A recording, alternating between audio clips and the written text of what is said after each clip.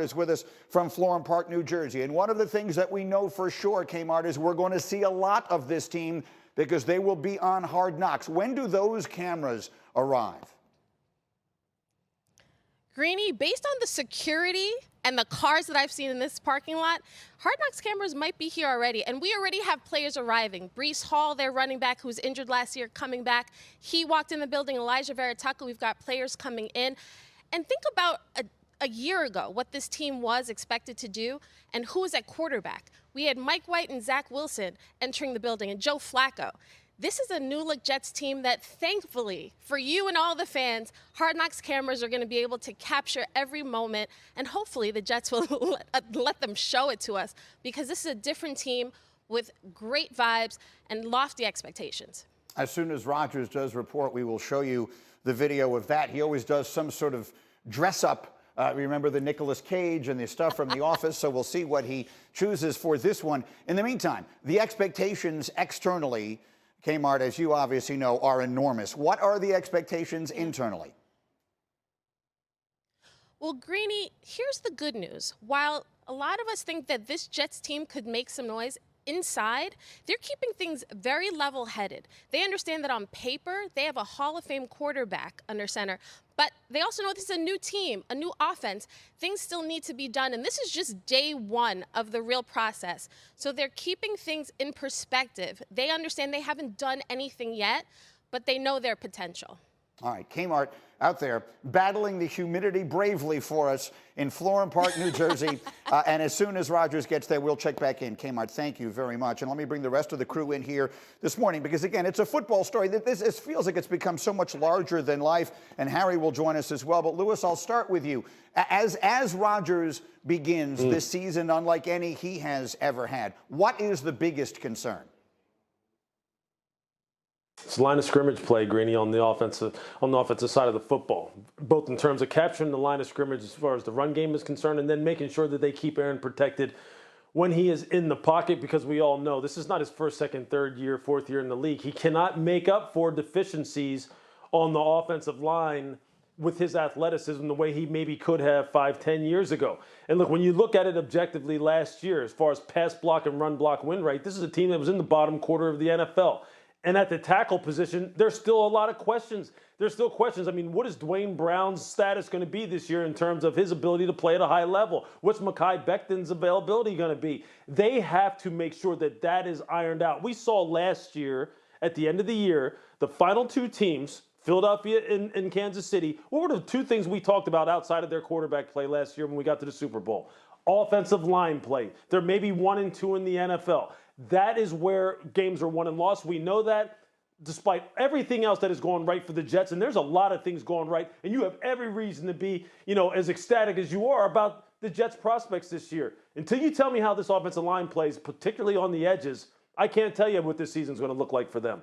I think that's right. Look, they have a lot of glitzy stars beyond Rodgers, names that people know or will know, like Garrett Wilson and others. But the reality is the health of Mekhi Becton might actually be the most important factor. Now, Harry, you were involved in this Hard Knocks thing. We've seen the Jets were very reluctant to do this. Rodgers actually used the word shoved down our throats. What is it actually like having Hard Knocks cameras there? I'll say it can be a distraction if you allow it to. You are doing Hard Knocks now, so I think all the Jets players in that organization just embrace that moment. One of the things that I did when I was with the Atlanta Falcons and I was in the receiver room with Roddy White, Julio Jones, Devin Hester, is that we wanted to be as normal as possible. What they were able to use.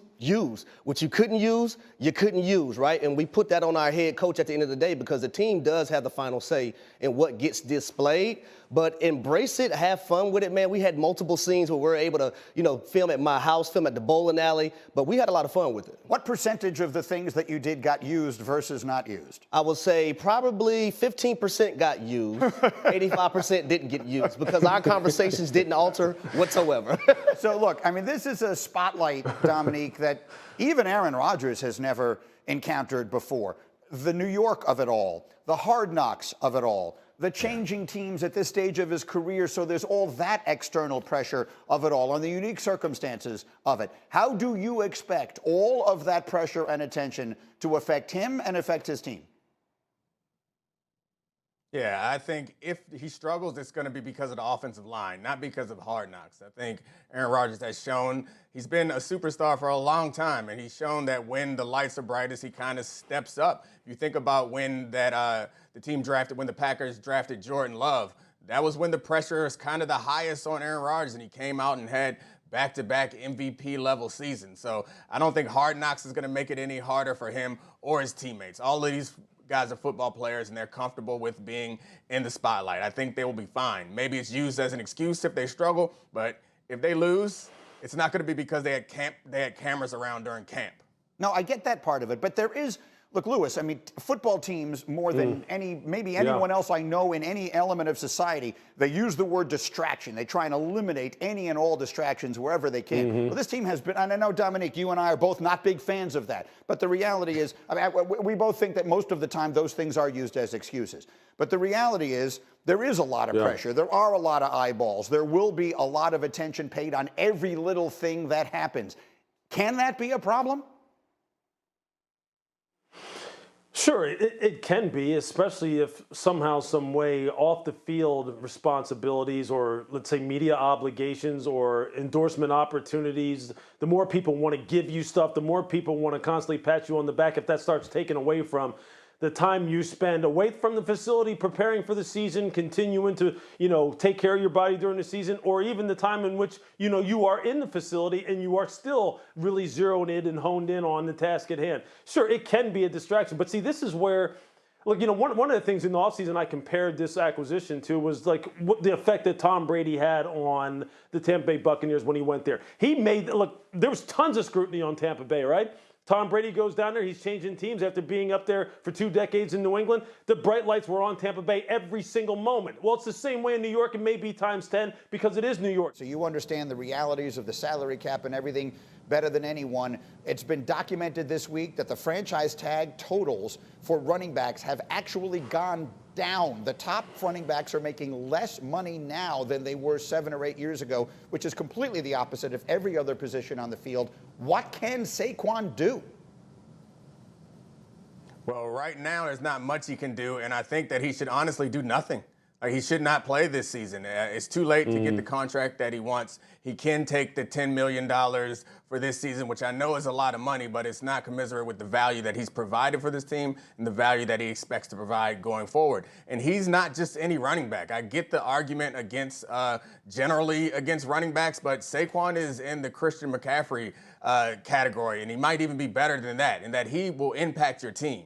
He's the biggest reason why Daniel Jones just got paid. And he's someone who is incredibly valuable. And I think that, as Louis said to start this segment, every down that he plays, his value goes down. And I think that a lot of fans are educated enough to know, and I don't even think there'd be much backlash against Saquon, recognizing the position that he plays and the leverage that he has. And this may be his last opportunity to get the big payday that I think his talent deserves. I'm just not sure anybody gives it to him for all the same reasons the Giants didn't give it to him. That's just $11 million he's walking away from that he never gets back again. I mean, far be it for me to suggest people should feel sorry for a person who's going to make $10 million because most people will never see that much money in their lives. But the reality is, for what he brings, for what the value he has, Josh Jacobs has, this really is a problem. I think it really is. When you look at a guy like Saquon Barkley, Greeny, as an individual, he was 4th in the league in rushing. As a team, the Giants were 4th. But like Dom just mentioned, he's not just a running back. You talk about a guy that you can line him up in the slot, run him on shallows, coming out of the backfield, you have 3rd and 4, 3rd and 5. You can run him on an H choice against a linebacker where he has a two-way go and he pick up that first down.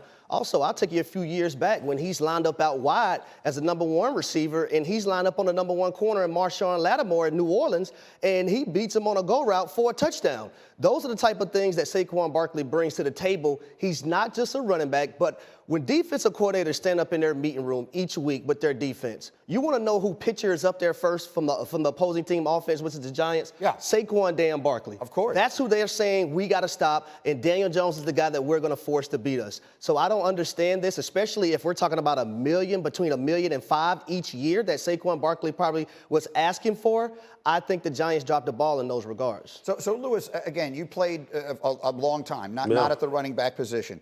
But we all understand that the running backs in particular, they start playing hurt week 1. They're all hurt immediately. So if I'm just putting myself in his position, if I'm Saquon Barkley, I'm Josh Jacobs, these teams, they didn't pick up my fifth-year option. They said, we need to see you prove it to us. Well, Jacobs leads the league in rushing. Barkley single-handedly puts the Giants in the playoffs, and the teams come back and say, yeah, but we still can't give you the money that you want. So how does that impact, Louis, if you're in that position, the way you approach the season?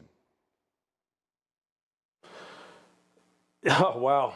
I mean, look, I think, as Domonique has said, and I've said this too, look, I think the only way that you can approach it is to kind of try and prove a point, which is, and the only way you can prove that point is to withhold your services and to make sure that you try to keep the mileage down on yourself, because you feel as though you may wind up being on the move in the future, meaning at a different team, and you don't want, again, your usage rate and your productivity that comes along with your usage rate, ironically being used against you. And I know that's counterintuitive to how people, feel as though competitors are wired. And it is, because I'm a competitor. Dominique's a competitor. Harry's a competitor. It is counterintuitive. You don't want to sit out. You don't want to withhold your services, especially in a team environment like this where, the brotherhood is really outside of the money. That's what you love about the NFL. It's the relationships. It's the camaraderie. It's the working with your guys. And you don't want to let them down. And he expressed that. But really, what other choice do you have but to start making business decisions, to really start looking after yourself, especially when you're a runner? Because you know every single time I run in there for 4 or 5 yards, take a big hit, get that nick, maybe get a bruised quad, maybe, get a tweaked hamstring. What general managers and what personnel directors and team presidents are doing is they're tracking all that stuff. They're tracking all of that because when it comes time to negotiate your contract, they're going to start tallying up how many times you were in the training room, or how much are you able to practice, how much were you able to, start games, how much of the load were you able to carry, and they factor all that into your future performance projection, which is what it's all about when it comes to contract negotiations. And with running backs, it just works against you the more productive you are. So the only way you can kind of hit back at that is to kind of maybe try and keep your usage down, which again just runs counterintuitive to everything that you are. You think he plays this year, Dominique? I think he probably does play, because we don't see it often that guys walk away from that amount of money, because he'll be in the same situation next year. Hopefully, I would suggest that he not play, and then that be the pressure that he needs to get the money out of the Giants. But I'm not sure that would work. I think he ends up playing, and like Lou said, you're a competitor. And football is different. When you're in that locker room, you're going to fight. And he's going to play hurt. He's going to do all the things that he can do, because that's how we all were trained, and that's the culture of professional football. It's unfortunate that the player's most valuable years for that position are early in his career, and it's also unfortunate that average running backs are aplenty. So, the real tough part about this situation is when we look at it, it's hard to pick out who the villain is, because there really isn't one. The villain is the system itself, because the general managers that are running the teams are making rational decisions, and the running backs are doing the same thing. Super quick, Harry. Do you think he plays this year? Yeah, but I don't think he shows up to about Thursday or Friday of week 1 versus Dallas. So it forces the Giants not to put him out there. And they really get a glimpse of what it looks like without Saquon Barkley. Yeah, well, we'll see. And I don't think that looks like, I would not expect that to be a pretty picture to look at. We'll see. Thank you for watching ESPN on YouTube. For live streaming sports and premium content, subscribe to ESPN+.